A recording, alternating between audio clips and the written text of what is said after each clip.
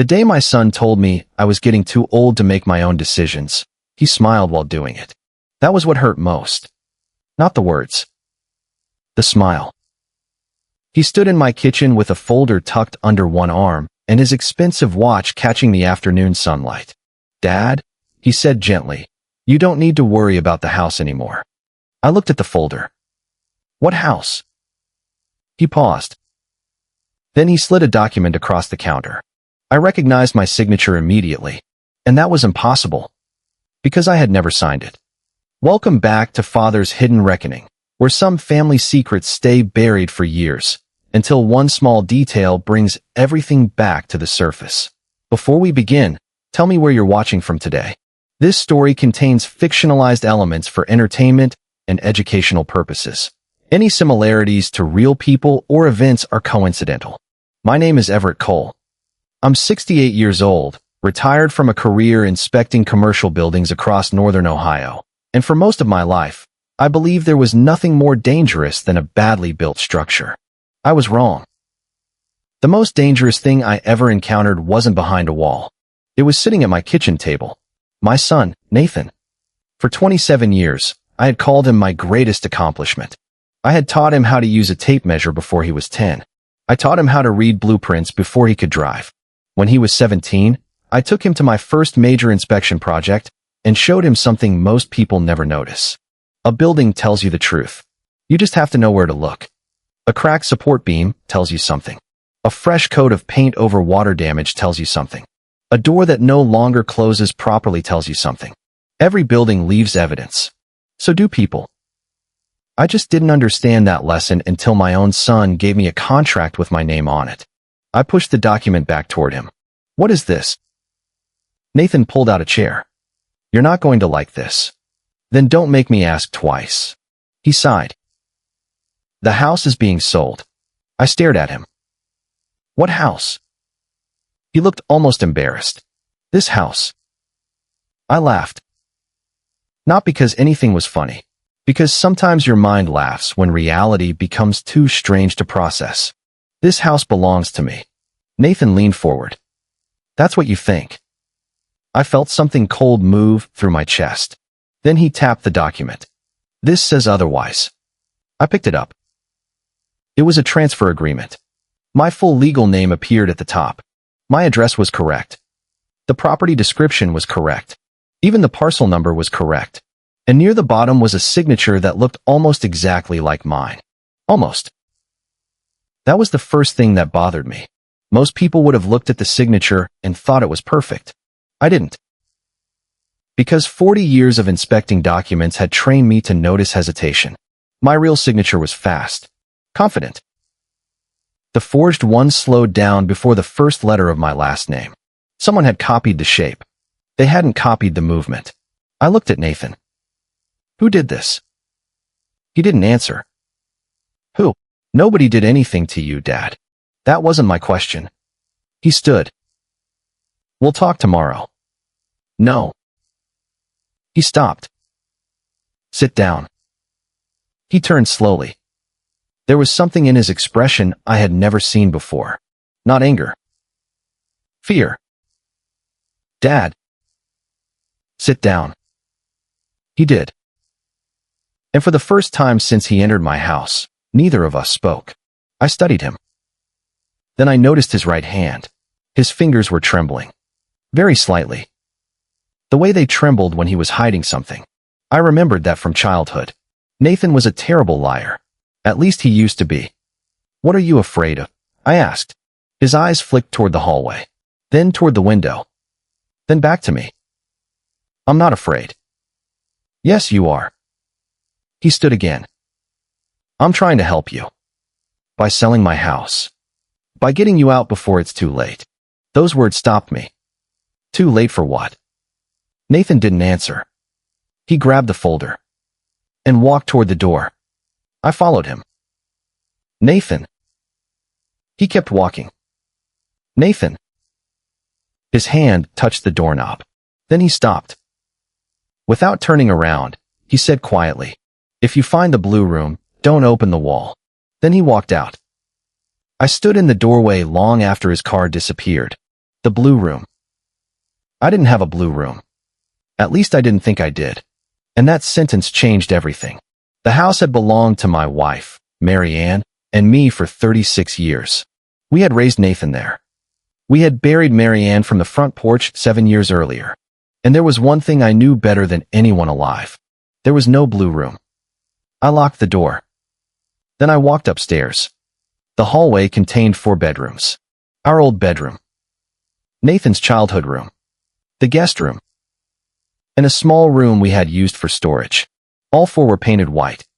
I checked anyway. I opened every door. I looked behind curtains. Inside closets. Under beds. Nothing. Then I remembered something. 7 years earlier, when Marian was sick, I had converted part of the storage room into a small sitting area because she couldn't climb stairs easily anymore. I had built a low shelf along one wall. I'd painted the room myself. Blue. Not bright blue. A faded, almost gray blue. I had forgotten. My heart began beating faster. I went back downstairs. Then I returned with a flashlight and a toolbox. The room smelled like old cardboard and cedar. I ran my hand across the wall. There were no obvious changes. But I had spent 40 years inspecting structures. And buildings have memories. I crouched near the baseboard. One section was newer. Not recently new. But newer than the rest. I touched it. The nails were different. I stood slowly. Someone had repaired this wall. And I knew exactly who. Mary Ann. She had insisted on handling that room herself during the last year of her life. She wouldn't tell me why. At the time, I assumed she wanted privacy. Now I wasn't so sure. I went to the garage. I found my old inspection tools. A moisture meter. A stud finder. A small inspection camera. I returned upstairs. The room was silent. I ran the stud finder across the wall. Nothing unusual. Then I scanned the repaired section. A faint irregularity appeared. Not electrical. Not plumbing. A cavity. My throat tightened. Nathan had warned me not to open the wall, which meant I absolutely had to know what was behind it. But I wasn't going to tear it apart blindly. I drilled a tiny inspection hole. Inserted the camera. The screen flickered. Darkness. Then wood. A narrow wooden box. My hands went cold. I adjusted the camera. There was writing on the lid. I could barely make it out. 3 words. For Everett. I pulled back. For the first time that night, I understood something. Nathan hadn't come to sell my house. He had come to stop me from finding something. I sat on the floor for nearly 10 minutes. I kept thinking about Mary Ann. About the final months of her life. About the way she had started locking her bedroom door. About the strange phone calls she never explained. About the envelope she once told me to burn. I had thought all those memories were fragments. Maybe they were pieces of the same story. I removed the section of baseboard carefully. Behind it was a narrow access panel. It wasn't part of the original construction. Someone had built it intentionally. I opened it. Inside sat the wooden box. No dust. No cobwebs. Nothing that suggested it had been forgotten. I carried it downstairs. I placed it on the kitchen table. The same table where Nathan had shown me the forged document. I stared at the words. For Everett. Then I remembered something else. 7 years ago, 3 days before Marian died, she had looked at me from her hospital bed and said, "When Nathan tells you the house isn't yours anymore, don't believe him." At the time, I'd assumed she was confused. Morphine. Fear. Maybe exhaustion. I never told Nathan she had said it. I hadn't thought about the sentence in years. Until now. I opened the box. Inside was a brass key. A flash drive. 3 photographs. And an envelope. The envelope had my name written in Marianne's handwriting. My hands started shaking. I opened it. There was only one page. Everett. If you're reading this, something happened that I prayed would never happen. Do not trust Nathan. But do not confront him yet. Someone is watching the house. And the person helping him is someone you would never suspect. I stopped. Someone was watching the house. I looked toward the window. The curtains were open. The backyard was dark. I stood and turned off the kitchen light. Then I looked outside. Nothing. I checked the driveway. Nothing. The street. Nothing. I returned to the letter. At the bottom, Marianne had written, "The truth is not in the house. The truth is in what the house was used for." And underneath, that was a sentence that changed the meaning of everything. Your son did not sell this house. He sold something much more valuable. I read that line 3 times. Then my phone rang. Unknown number. I answered. Nobody spoke. Hello. Silence. Then I heard breathing. Who is this? A man's voice finally whispered. You should have listened to your son. The line went dead. I stood frozen. Then came a second sound. From outside. Metal scraping against metal. I turned toward the garage. The old side door was moving. Someone was opening it. I grabbed the flashlight. I didn't grab a gun. I didn't own one. Instead, I grabbed the heavy steel flashlight I used during inspections. I moved through the hallway. Slowly. Quietly. The garage door opened 3 inches. Then stopped. I held my breath. A shadow passed across the gap. I stepped backward. The shadow disappeared. I heard footsteps. Then nothing. I waited. 10 seconds. 20. 30.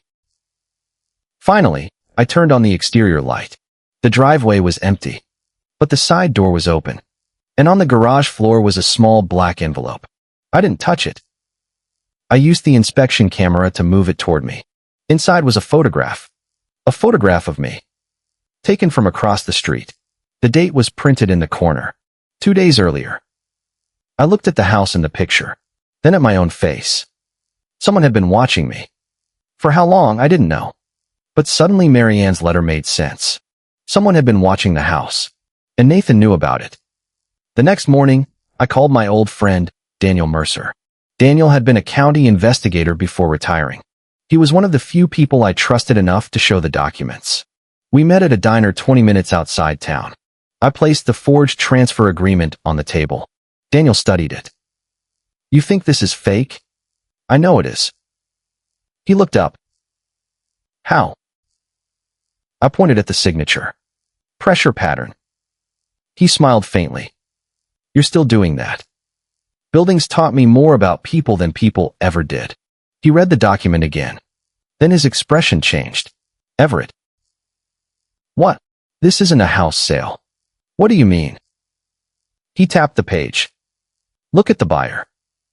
I did. The buyer was listed as North Ridge Property Holdings, LLC. I didn't recognize the name. Daniel pulled out his phone. Give me a minute. He searched. Then frowned. This company was registered 11 months ago. By whom? That's the strange part. He turned the screen toward me. The registered agent was a law office I recognized. Morrison and Vale. My stomach tightened. Because Morrison and Vale wasn't just any law firm. They handled Nathan's business. Daniel noticed my expression.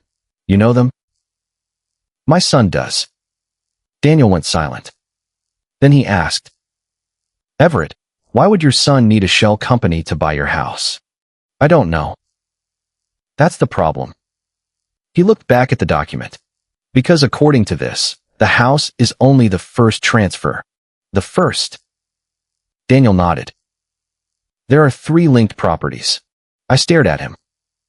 What other properties? He slid his phone across the table. All 3 were old industrial buildings. One was in Cleveland. One was outside Akron. The third was in a small town called Ashford. I recognized the third address immediately. My former inspection office. The building where I had worked for 23 years. I had sold it after retirement. At least I thought I had. I felt a knot forming in my stomach. Nathan bought that. Not directly. Then who? Daniel looked at me. Someone connected to him. Who? He hesitated. Then said, Your wife. I couldn't breathe. Marianne had been dead 7 years. How? I don't know yet. That doesn't make sense. No, Daniel said. It doesn't. He rotated the phone toward me again. There it was. A company bearing Mary Ann's maiden name, registered 8 months before her death. I stared at the screen. That can't be real. Daniel nodded slowly. That's what I thought. Who registered it? We're still trying to figure that out. No. I pushed the phone away. You're missing something. What? Mary Ann would never do this. Daniel didn't answer. You knew her. I did. She was careful. I know. She hated debt. I know. She never owned a business. I know. I looked at him. So someone used her name. Daniel leaned back. Maybe. Then he said something that made my blood run cold. Or maybe your wife had a life you knew nothing about. I wanted to dismiss it. I wanted to get angry. I wanted to accuse Daniel of insulting a dead woman. But I couldn't. Because 7 years earlier, Mary Ann had started receiving letters addressed to a name I didn't recognize. Claire Bell. I had once asked her about it. She'd said it was a mistake. I'd believed her. Now I wondered whether it had ever been a mistake. That afternoon, I went home and searched through every box in the attic. I found old tax documents, wedding photographs, hospital bills, letters, Christmas cards, receipts. Then, inside an old sewing machine case Mary Ann hadn't touched in years, I found a small metal key. The key from the wooden box was marked 17. This one was marked 42. I stared at them. 2 keys. 2 numbers. 2 secrets. Then I remembered our old office building. Every storage locker had a number.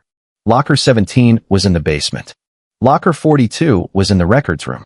I had spent 23 years in that building. And there was only one person who knew what was inside both. Me. I drove there before sunset. The building had been renovated after I sold it. But the basement still existed. I showed my identification to the current manager. He recognized my name. You're Everett Cole. Yes. You used to own this place, right? That's right. He smiled. My father worked for you. Who? Samuel Briggs. I knew the name. My old maintenance supervisor. Is Samuel still around? He shook his head. No, he died 3 years ago. I felt another piece of the puzzle fall into place. Was he sick? No. How did he die? The manager's smile vanished. Car accident. I stood perfectly still. Where? County Road 8. I knew that road. It was the same road Mary Ann had driven every Thursday during the last 6 months of her life. I thanked him and went downstairs. Locker 17 was still there. The lock had been replaced. But the manager gave me access. Inside were old maintenance records, blueprints, invoices, employee files. Nothing unusual. Then I saw a cardboard box in the back. My name was on it. I opened it. Inside was a cassette recorder, a stack of photographs, and a handwritten note. The handwriting wasn't Mary Ann's. It belonged to Samuel. Everett. If you're reading this, I was too late. Don't trust the transfer records. Don't trust the signatures. Most importantly, don't trust the person who tells you Mary Ann left voluntarily. I stopped breathing. Mary Ann hadn't left voluntarily. Someone had been telling me a story for 7 years. I just hadn't known it was a lie. Under the note was a cassette tape. I found an old player in the office manager's storage room. I pressed play. Static. Then Samuel's voice. Older. Tired. Afraid. Everett, if this gets to you, understand one thing. Mary Ann came to me because she believed someone was stealing from you. I froze. Not your money. A pause. Your identity. I leaned closer. Samuel continued. They were using your name to approve property transfers you never saw. My hands went numb. They needed your signature, your credentials, your reputation, but they couldn't control your memory. Static filled the speaker. Then his voice returned. And Mary Ann found out. The recording stopped. I rewound it. Played it again. Same words. Same ending. No more. I looked at the photographs. The first showed the basement. The second showed a filing cabinet. The third showed a man standing beside it. I recognized him immediately. Morrison. Nathan's lawyer. But he looked younger. Much younger. And he wasn't standing alone. Beside him was Nathan. My son was 22 years old. That photograph had been taken 26 years ago. I sat down. Nathan hadn't discovered this recently. He hadn't suddenly become involved. Whatever was happening had started before he became a successful businessman. Before he married. Before he bought his first house. Before Marion died. I turned the photograph over. There was a date. August 14th, 2000. And beneath it, Samuel had written one sentence. This is the night Nathan learned what his father was worth. I stared at those words until they blurred. Then my phone vibrated. A text message. From Nathan. Dad, please stop digging. A second message arrived. You don't understand what you're looking for. Then a third. And finally. Mom left something else for you. Something she never told me about. I typed. What? The typing bubble appeared. Disappeared. Appeared again. Then Nathan sent one final message. She's the reason I'm doing this. I read it twice.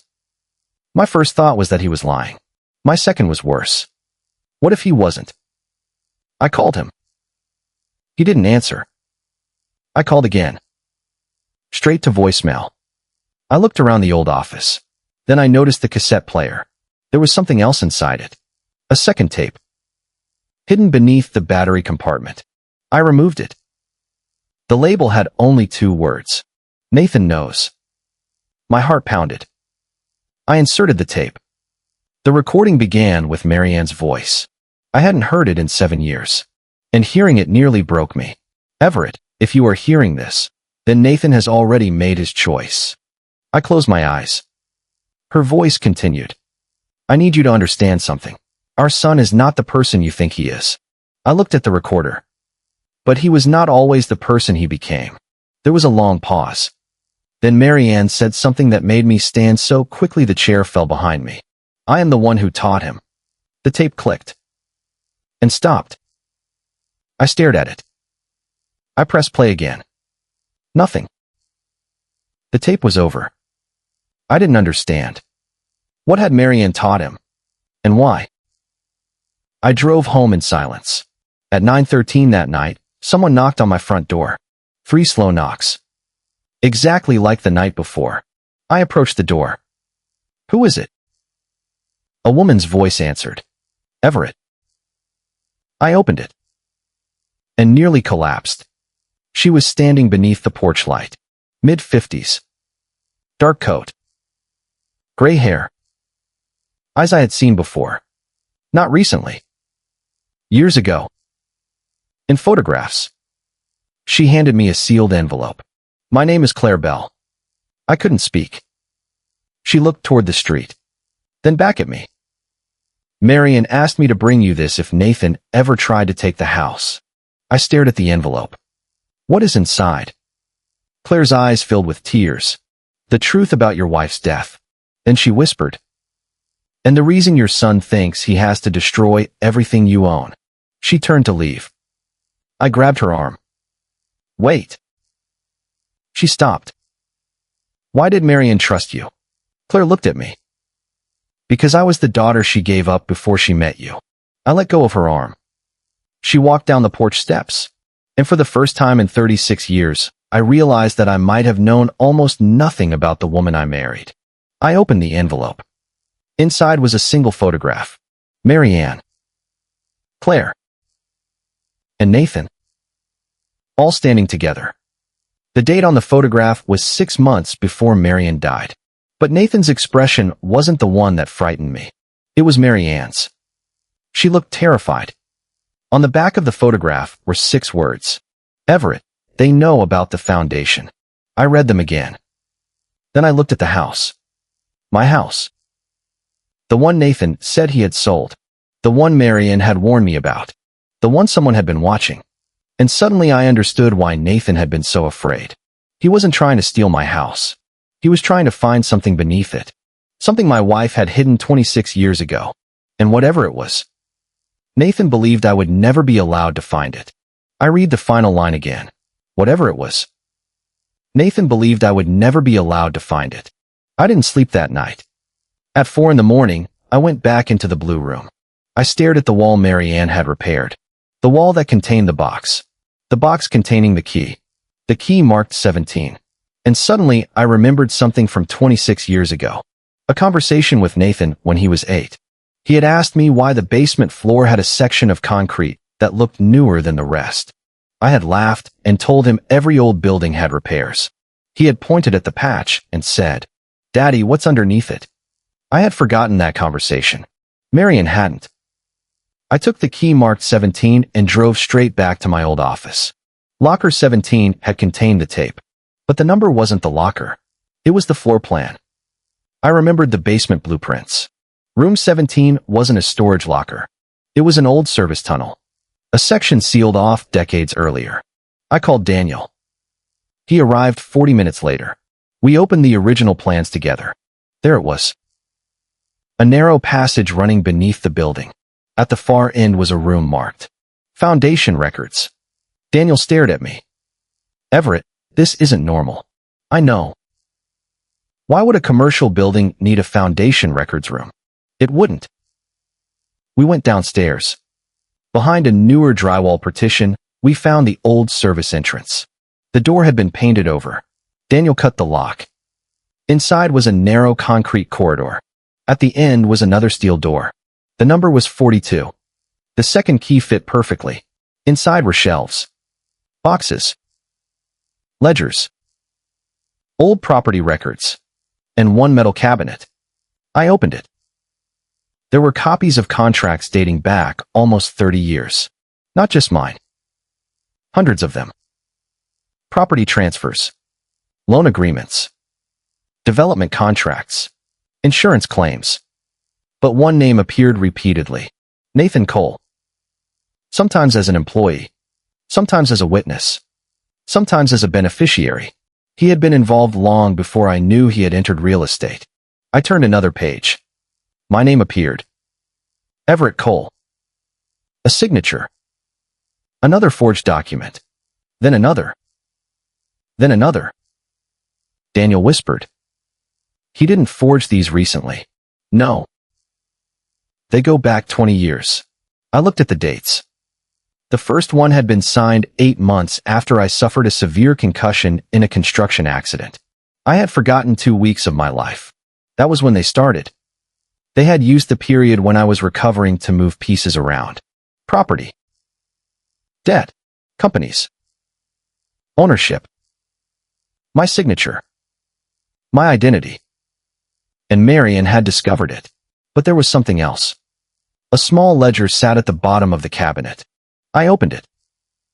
Every transfer had a corresponding payment. Money flowed through dozens of companies. Most eventually led to one final account. An account controlled by Nathan. He hadn't merely inherited my business knowledge. He had built an empire using my name, using my reputation, using properties I thought I had sold honestly. But the money wasn't the biggest secret. The final page contained a handwritten note from Mary Ann. "I knew you'd eventually find this. I also know you'll want to confront Nathan immediately. Please don't. Because he is not the one who started this." I froze. "Not the one who started this." Daniel read over my shoulder. "Then who?" I turned the page. There was a name. Richard Cole. My older brother. Dead for 23 years. Daniel stared at me. I remembered Richard. He had been charming, successful, ambitious, and the only member of my family who had convinced me to invest in real estate before I understood the industry. I had always believed he lost everything after a failed development project. I had been wrong. He hadn't lost everything. He had built the machine. Nathan had inherited it. Marian had discovered it. And I had unknowingly spent decades standing in the middle of it. Then I found the final document. A transfer agreement dated 6 months before Marianne's death. It showed that she had transferred control of the entire hidden network to a trust. The beneficiary wasn't Nathan. It wasn't Claire. It wasn't me. It was the people who had been cheated. Hundreds of former property owners. The families whose homes and businesses had disappeared through fraudulent transfers. Marion had been preparing to expose everything. She had created the trust so the stolen assets could eventually be returned. Nathan had found out. And that was why he had been trying to destroy the evidence. I called Claire. She answered immediately. You found it? Yes. Then you know. I know enough. She was silent. Why didn't you tell me? Because Mom made me promise. Promise what? That if Nathan came after the house, I was supposed to help you find the records. Why didn't Marion tell me herself? Her voice broke. Because she knew they were watching you. I closed my eyes. The accident. Claire went silent. Wasn't an accident, was it? No. My chest tightened. Who did it? She whispered. Nathan. The room went completely silent. I couldn't hear Daniel. Couldn't hear the building. Couldn't hear anything. Just my own breathing. Claire continued. He didn't intend to kill her. What happened? He wanted the records. And she refused. Yes. So he followed her. Yes. The crash. He forced her off the road. My knees weakened. Marion had spent 7 years carrying the truth to her grave. And I had spent those 7 years believing I hadn't been enough to save her. That night, I made the hardest decision of my life. I didn't confront Nathan. I didn't call him. I didn't threaten him. I didn't tell him what I had found. Instead, I contacted a federal financial crimes attorney Daniel knew.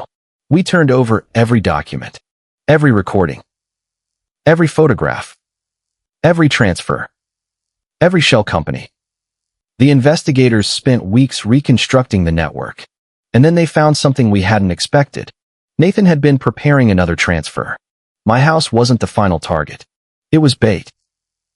He planned to sell the property, trigger the trust provisions, and force the hidden assets into his control. He believed that by destroying my ownership claim, he could erase the last connection between himself and the foundation. So I let him believe it would work. I signed nothing. But I told him I was willing to cooperate. Nathan came to the house 3 days later. He looked relieved. That was the moment I knew the bait had worked. You're finally being reasonable, he said. I sat at the kitchen table. The same table where everything had started. I've decided to sell. He smiled. You're doing the right thing. Maybe. He opened his briefcase. I'll handle everything. I looked at him. You always did. He stopped. For a moment, something crossed his face. Fear. Then it disappeared. He pushed a stack of papers toward me. Just sign here. I picked up the pen. Then I looked at him. Do you remember what Mom said about this house? Nathan froze. What? She told me never to trust you. His smile vanished. I continued. She also told me you weren't the one who started this. Nathan's face drained of color. Dad. Your uncle was. He stood. You don't understand. I understand everything. You don't know what she did. What she did. Nathan laughed bitterly. You think Mom was innocent? That was the confession. Not everything. But enough. He started talking. About Richard. About the companies. About the money. About the people whose properties had been taken. About how Nathan had grown up believing the world was built on power and that anyone weak enough to lose something deserved to lose it. Then he admitted the one thing the investigators needed most. He had caused the crash. He had erased records. He had forged signatures. He had watched the house. And he had tried to manipulate me into surrendering the final property. He thought he was confessing to his father. He didn't realize 3 rooms away, Daniel and 2 investigators were listening through the system they'd installed earlier. When Nathan finally stopped speaking, I looked at him. For a long moment, neither of us moved. Then I said, You should have walked away when you still had a chance. He looked at me. Would you have? I answered honestly. I should have. The front door opened. Federal investigators entered. Nathan's face collapsed. For once, he had nothing to say. The man who had spent years controlling other people's futures suddenly discovered that his own future no longer belonged to him. The investigation lasted more than a year. Properties were frozen. Accounts were seized. Several former owners recovered assets they had been fighting for decades to reclaim. Morrison turned state's evidence. Daniel testified. Claire testified. And Nathan was convicted on multiple counts connected to fraud, conspiracy, identity theft, and the cover-up surrounding Marianne's death. He lost the money. He lost the companies. He lost his reputation. And eventually, he lost his freedom. But strangely, that wasn't the part that gave me peace. Peace came 6 months later. I was standing in the blue room. The wall was open. Sunlight came through the window. The wooden box sat on the floor. I had finally found the last thing inside it. A small handwritten card from Marianne. I read it alone. Everett. If you found this, then the truth finally survived. Don't spend the rest of your life becoming angry at the people who betrayed us. Build something they cannot take from you. A peaceful life. A clean name. And the courage to tell the truth.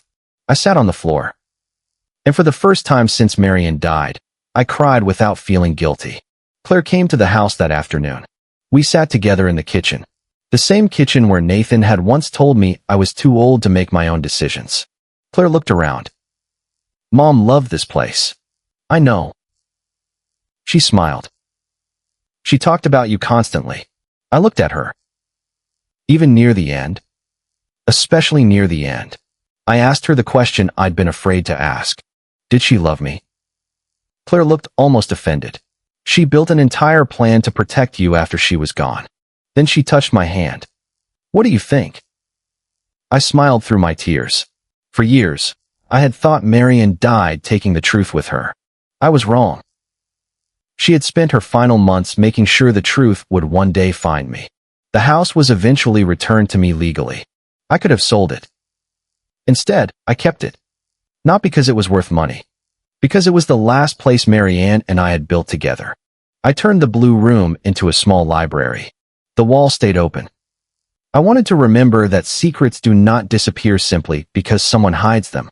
Sometimes they wait. Behind a wall. Inside a document. In an old recording. In the memory of someone who refuses to forget. And sometimes, they wait for the right person to come looking. Looking back, I still think about the day Nathan placed that forged document on my kitchen table. He thought he was ending my story. He was actually opening the door to his own. I used to believe revenge meant making someone hurt the way they hurt you. Now I understand something different. Real justice isn't about becoming like the person who betrayed you. It's about refusing to let their actions decide who you become. Nathan wanted my name. He wanted my house. He wanted my past. But in the end, he couldn't take the one thing Marianne had protected all those years. The truth. And the truth did what it always does. It waited. Then it surfaced. At the exact moment nobody expected it. So remember this. People can forge your signature. They can manipulate documents. They can rewrite your history. They can even convince the people you love that you are the villain. But they cannot control every piece of evidence forever. Eventually, somewhere, something survives. A photograph. A letter. A recording. A witness. A memory. And when that final piece falls into place, the truth doesn't need revenge. It needs only a chance to be seen. That is what Marianne gave me. Not a fortune. Not a perfect ending. Something better. The chance to know that the woman I loved never stopped fighting for me. And sometimes, that is the justice we need most. Thank you for being part of Father's Hidden Reckoning. Until next time, remember, the people who think they have buried the truth often forget that truth leaves footprints. And sooner or later, someone finds them.